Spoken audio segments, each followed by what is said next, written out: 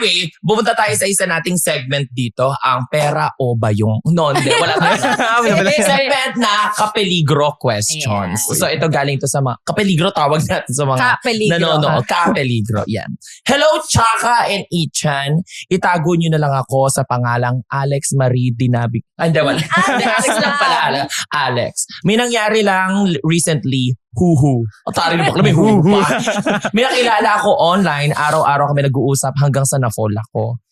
Ate, parang naging Valentine's special to, Alam ate. mo ba yung namin dito, show? Lagi siya nangihingi ng panload. Ay, ate. Charity. Ano yan? Lagi siya nangihingi ng pang-load at small help. Sinasabi niya nagipit lang siya, kaya pinapadalhan ko. Pero nung sinabi ko na gusto ko na siya makilala in person, bigla na lang siyang nawala at ginost ako. Kapeligro, na-scam ba ako? Ate, anyway, at paano ako makaka-move on dito? So ano masasabi mo doon, Ichan? Bilang professional scammer yourself. Baka nga kapatid niya yun eh. Baka ikaw yan. Baka si Ichan yung nakachat mo. Oo nga. Ichon, wala ka naman napapamiliar na Alex. May ganyang scam eh na kung familiar kayo, parang may movie na ganyan, documentary, Tinder Swindler. Mm-hmm. More on pinapa-inlove niya yung girl. Tapos ang kwento doon is luxurious life yung meron yung guy. Hindi naman ang hihingi. Ang nangyari kasi doon, parang pinaparanas na luxurious yung life ng guy, tapos biglang mangungutang. Okay. Oh, so dahil syempre, ay, okay naman to eh. Ang ganda ka ng buhay niya, pangarap yung buhay niya. Magbibigay nung alam na maibabalik. Sa kanya, paano siya mag-move on? Wala, wag na siya mag-move on. Matuto ka na, girl. Matuto ka Hindi mo na? naman nakita eh. So, Ikaw, wala. anong say mo doon? Ako, parang very lang sa akin. Obvious lang if ganun yung nangyari. Oo. Tsaka the fact that it happened multiple times, hindi ka pa nagigising, ate, ano? Baka hindi lang din ako, wala ko experience yun sa online lang na relationship or ganyan. Tapos bigayan pera. Sarili ko nga friends na nakikita ko physical, di ko pinapahiram. So Yun paano pa pa yung hindi ko pa Totoo. nakikita At physical? saka dapat, kumbaga, parang eye-opener na sa'yo na hindi pa kayo nakikita. Tapos yung unang hingi pa lang niya ng pera, no matter how much it is, parang ano na yun eh. Tsaka I think babae yung nag-send. Or Babae pa yung nag-send, so, lalaki pa yung kausap yung niya. kausap niya, for sure, kapag gusto siya nun, baka naka-step foot forward, dapat yung lalaki, Actually, hindi manghihingi totoo. sa kanya. Dapat ano na yon, parang gumising ka na, girl, kung unang time pa lang na magka-chat kayo tapos nangihingi na ng pera. At saka kung sakaling magkatuluyan sila nun, kawawa naman siya, lagi siyang hihingan. Lagi siya yung lalabas. Pero feeling ko, isa lang to dun sa mga maraming types ng scams na ginagawa online. So, ayun. Ginagamit yung emotion mo. Doble Yes. ingat na lang din and lahat nung pwede mong gawin para ma-verify yung details ng tao. Totoo naman yun. Lalo na pag may perang involved, dapat mas doble ingat tayo dyan pag may pera na. Ako sobrang sensitive ko dyan. Ako ito just to share, bakla ako pero hindi ako yung, I mean, kung may mga bakla nagbabayad ng lalaki for them to have fun, you do you I don't mean anything. Ikaw with lang. that. It's just that for me, hindi ako fan nung gano'n na nagbabayad or Talaga. mga nagpapabayad. I mean, ganda ko na. Kailangan ko.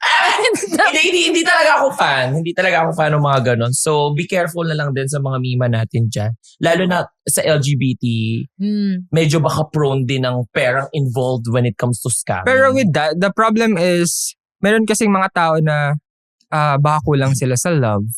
So, yun na lang yung nakikita nilang way para mahalin sila. Yun nga eh. Kaya nga if you do that, you do you. Kumbaga, parang it's just that for me, that's not what it works. Feeling ko, for me. ano mo kasi, parang at some point, kumpleto ka. Na parang hindi ko kailangan ng kasama. Okay ako. Hindi ko kailangan magbayad para may kasama. Diba? Ano ba? Hindi. Meron na Ay, jowa ba? Jowa ba pala nandito? Ano ba? Hala, Ichan, parang, ay, jowa nakatingin. Sabi niya, sige, Kaya nga sige, sabi. baling. Sige, bakla. Mapatol ako sa bading. Gantong nakakulot ako ngayon. Kasi yun, bakla, pakulot pa. Anyway, ang next natin. Okay, eto naman from Zeke D. Hello, Chaka. Nag-start ako magbenta online. Pinaghandaan ko talaga yung products. Nag-picture pa ako ng maayos at nag-post consistently. Pero until now, wala pa rin bumibili kahit friends ko hindi rin nag-order. Kapeligro, normal lang ba to sa simula or sign na to na hindi para sa akin yung business? Ang sa akin sa dami ko nang na-try, if ginawa mo na yung lahat, tas wala pa rin, well, lumipat ka na. Kasi Tigil as mo in, na. nagawa mo na lahat yung tipong... Na-exhaust mo. Oo, sagad na yung utak mo. Doon pwede ka nang tumigil. Pero tsaka yung sinabi niyang pati friends niya hindi bumibili. Yung friends mo talaga yung hindi bibili. Kahit sa atin na content creator na ang binibenta natin sarili natin, 'di ba? Hindi, most likely yung mga friends natin or baka sa akin lang, sila pa yung unang makikringe sa ginagawa natin. Strangers nga will be your biggest supporters Oo, na daw ika ganun. nga eh. So, siguro pag nag-business ka, wag mong tignan kung bibili yung mga friends mo. Mas mag-focus ka na, hindi On the marami, numbers. tsaka ang daming tao eh. Baka hindi mo lang na ma-market ng maayos. Ang daming factor eh kung bakit hindi ka nakakabenta. Totoo. Success when it comes to business consists of many factors, just like what you said. Tapos, and just because you've exhausted your best, it doesn't equate to success right away. Maybe your success is not what the people needs, 'di ba? The people need rather. 'Di ba? Halimbawa, binigay mo yung best mo sa pagbebenta ng tubig, let's say. Pero nakapaligid ka sa mga tao nakatira sa batis, anin nila yung tubig, 'di ba? Kumbaga parang syempre i-strategize mo lahat ng bagay. And sabi nga ni Ichan, you really need to bago ka mag-give up sa isang bagay, which is perfectly fine. It's okay to give up. True. So long as you have exhausted everything that you could para wala kang what ifs in the future. Ikaw, Mima. Yun lahat, sundin nyo yun. Sundin nyo yun. Gusto ko yung sagot mo. I Sundin nyo third yun. the motion. Okay benta ka pa rin para wag mo na gamitin yung option niya. Give up ka na, girl. Okay lang yun. Alam mo, sumuko ka na. Tama na yan. At saka wag mo masyadong gamitin yung emotion mo. Kasi parang, pati mga friends ko, wag mo isipin yun. Ang isipin mo kung nakakabenta ka ba o hindi. O only the two of them. Mamaya ikalubog mo pa yan lalo pag tinuloy niya yung business. Tigil ka, girl. Anyway, inaway pa.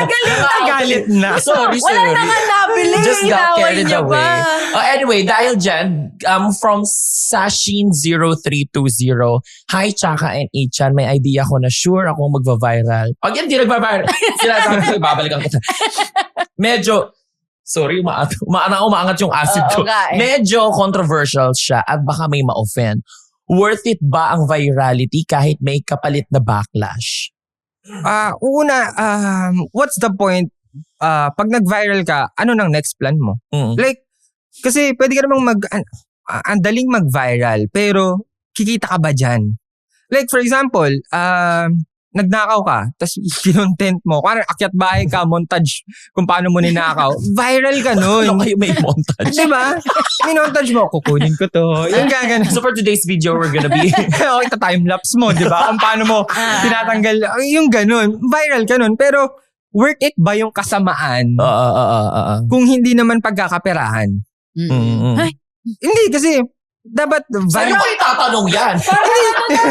hindi. nakaka-convert Kasi na. kunwari nag-viral ka, tapos walang pumasok sa'yo or walang na-add na value sa buhay mo. Okay. Wala lang.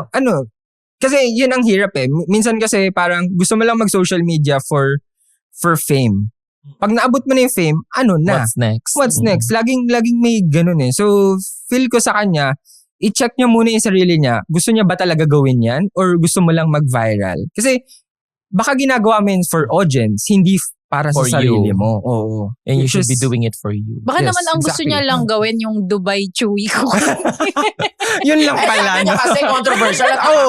May na-offend ba sa Dubai Chewy Chocolate? Tsaka feeling ko, Or Ilocos Empanada?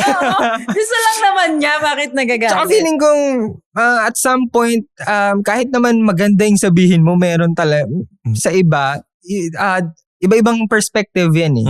Kahit nga wholesome yan, pwedeng sa iba, ayaw nila yan, nayayabangan sila sa'yo.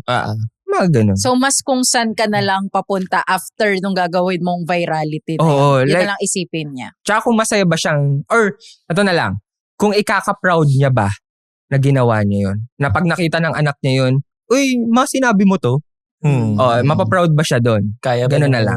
budhi mo yung mga pinaggagawa So, mo? ibabalik namin sa'yo yung tanong. Oo. Ganun na lang natin siya. Para feeling ko siya, alam naman niya yung sagot eh. Oo. Ano, umaarte ka lang. Gusto mo lang ng airtime eh. Gigil ako sa'yo eh. Dadakawin mo kami dyan ate. Pasalamat ako may nagtatanong pa sa atin. Lahat na kasi naaway yung natin. Sorry. Gameligro talaga. Uy, huwag kang magpaka-Petsa de Pedigo sa content. Kung bitin ka sa kwentuhan, punta na sa YouTube, Spotify, at Apple Podcast para mapakinggan ang buong episodes ng Petsa de Peligro, brought to us by Union Digital Bank. Kompleto yan. May funny highlights, seryosang tips, at mga discarding pwedeng makatulong sa'yo before sweldo day. Kaya mong maging mas wise. Check out Petsa de Peligro Podcast sa lahat ng social media platforms. Pati na rin ang Union Digital Bank on Facebook, Instagram, TikTok, and YouTube for more tawanan and discarded stories. At syempre, don't forget to like, comment, and subscribe bago maubos ang mobile data mo.